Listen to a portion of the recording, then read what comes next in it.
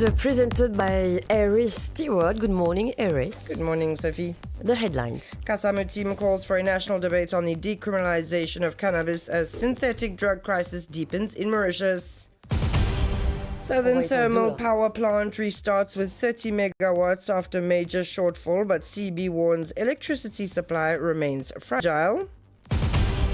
Nearly a decade after Iqbal Tufani's death in police custody, his widow vows to keep fighting for justice as officers' acquittal is upheld. Mauritian Parliament resumes this week after 2-month recess with 84 questions on the agenda. In world news, France's new Prime Minister unveils first wave of ministers amid protests over spending cuts and reshuffles key cabinet posts. And in sports news, Cameroon football stars Onana and Mbeumo to headline squad arriving in Mauritius for crucial World Cup qualifier against Club M at Côte d'Or. It may be time to reconsider our position on the decriminalization of cannabis. These are the words of former President of the Republic, Kassamu Tim. For him, the decriminalization of cannabis is an issue that now deserves to be debated. At a time when the problem of synthetic drugs is reaching alarming levels in Mauritius, he highlights the importance of the National Agency for Drug Control. Kassamu Tim, who serves as a commissioner at the Eastern and Southern African Commission on Drugs, has recently published a report on the drug situation in Africa. The Southern Thermal Power Plant resumed operations last night with a production of 30 megawatts of electricity. This was confirmed to us this morning by Thierry Ramaswamy, Communications Officer at the CEB. As for the Bellevue Thermal Power Plant, an evaluation is underway and the date for repairs is expected to be announced today. As a reminder, last Friday, the CEB recorded a deficit of 55 megawatts of capacity due to 2 engines from independent producers being taken off the grid.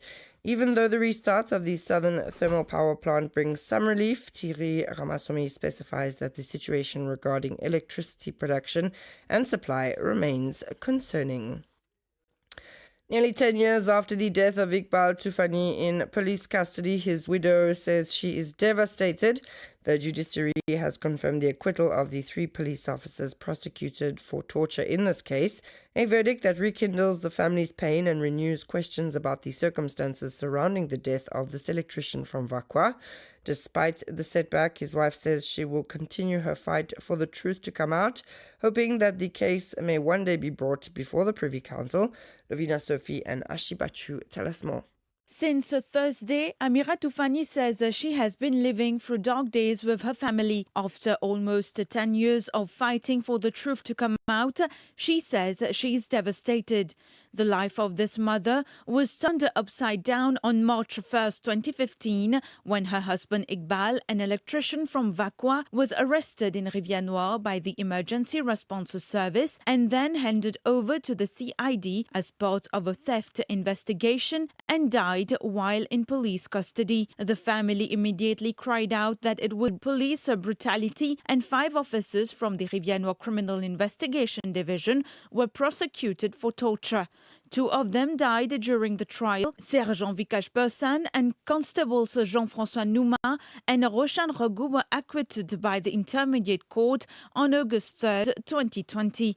The magistrate ruled that the evidence was not strong enough to establish their guilt. On appeal, the DPP challenged the benefit of the doubt, but the judges upheld the acquittal. The Tufani family explains that despite coming from a modest background, they promise not to give up and will continue to fight for the truth about Iqbal's death to finally be acknowledged.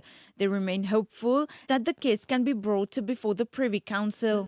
And after a 2-month recess, parliamentary work will resume this Tuesday, October 7.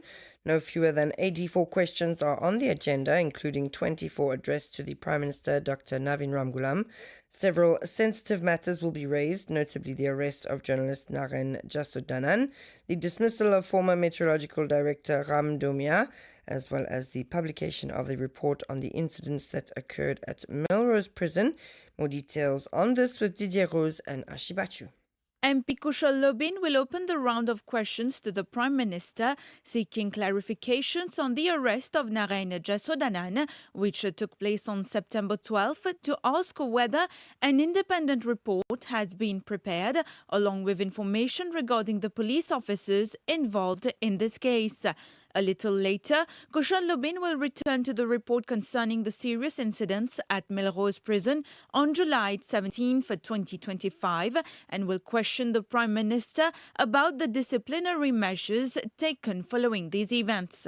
MP Arvind Babaji, for his part, will seek to know the findings of the independent inquiry into the case of Ramdamia, the former director of meteorology, who was forced to resign after the controversy surrounding the management of Cyclone Belal in January 2024.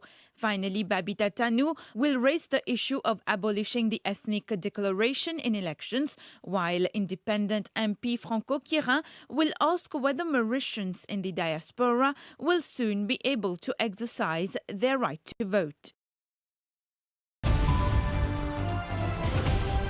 And at 9:06, we're listening to RM1, where we move to international news. France's new Prime Minister, Sébastien Lecornu, has unveiled part of his cabinet after weeks of nationwide protest over planned spending cuts.